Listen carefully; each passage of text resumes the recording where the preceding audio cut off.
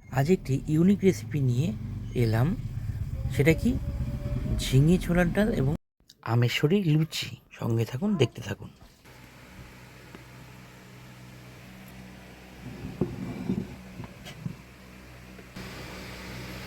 Hello বন্ধুরা, নিশ্চয়ই দেখেই বুঝতেই পেরেছেন, আর বলবার সেরকম প্রয়োজন নেই।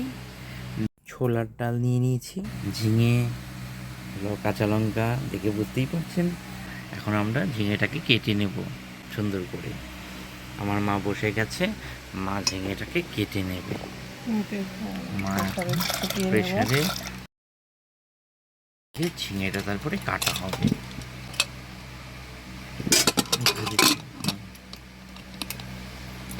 পরিমাণ মতো হলুদ দিচ্ছি, জিরে গুঁড়ো দিচ্ছি, ধনে গুঁড়ো। বন্ধুরা, নুন আগেই দিয়ে দিয়েছি, আমি নাড়াচাড়া করে মিলিয়ে দেবো। ঠিক আছে, পরিমাণ মতন তেলটা দিয়ে নিচ্ছি। এরপর আমি একে একে ফোড়নগুলো দিয়ে নেব। প্রথমেই আমি লঙ্কাটা দিয়ে নিচ্ছি, শুকনো লঙ্কা একটা দিয়ে নিলাম, দারচিনি, এলাচ, ছোট এলাচ এবং জিরে ফোড়ন দিয়ে নিচ্ছি। নাড়িয়ে ঘাটিয়ে নেব, দুটো তেজপাতা দিয়ে নিচ্ছি।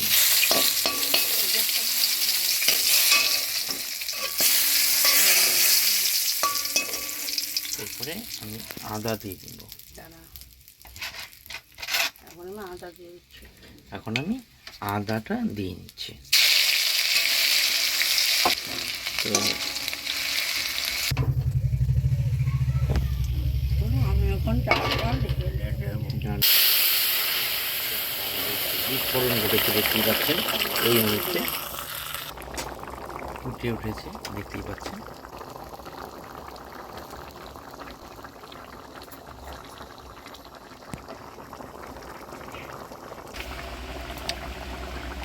এটা চিনি পরিমাণ মতন এবং স্বাদ মতন আমি চিনি দিয়ে নিচ্ছি। হয়ে গিয়েছে, আর এখন তুলে নেব। তার আগে ঢেলে নেব অন্য পাত্রে। তার আগে একটা কাজ, সেটা হলো এই ঘিটা আমি ছড়িয়ে দেব। একটু নাড়াচাড়া করে তুলে নেব।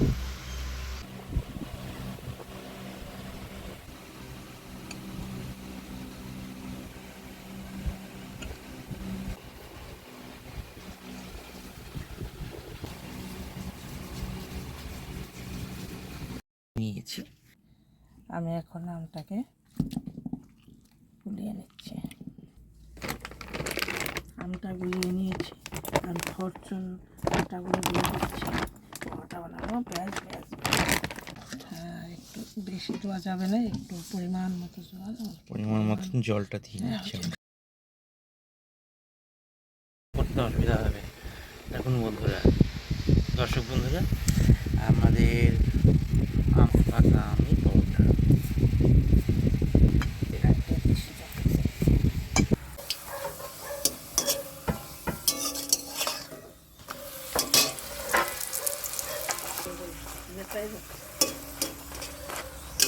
ছড়িয়ে নিয়ে তুলে নিচ্ছি। ভেজে নিচ্ছি আমেশ্বরী লুচি। পাকা আম দিয়ে লুচি বানানো, দেখুন।